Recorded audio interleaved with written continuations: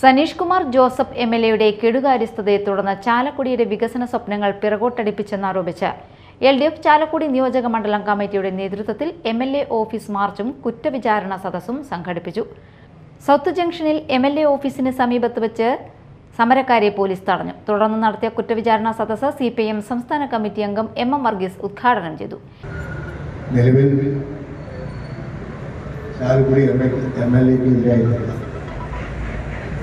കുറ്റവിചാരണയാണ് ഇവിടെ അവതരിപ്പിക്കുന്നത്. ആ കുറ്റവിചാരണ സംബന്ധിച്ച് ഇവിടെ ഇതിനകം സംസാരിച്ച സഖാവശോകൻ സിപിഐഎമ്മിൻ്റെ ചാലക്കുടി ഏരിയ കമ്മിറ്റി സെക്രട്ടറിയാണ്, നമുക്കറിയാം.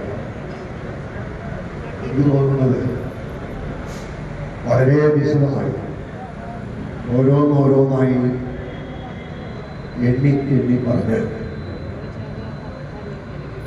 നിലവിൽ ചാലക്കുടി എംഎൽഎക്ക് എതിരായിട്ടുള്ള സിപിഐ ജില്ലാ കമ്മിറ്റി അംഗം എം വി ഗംഗാധരൻ അധ്യക്ഷത വഹിച്ചു. CPIM area secretary KS Ashokan കുറ്റവിചാരണാ പത്രം അവതരിപ്പിച്ചു.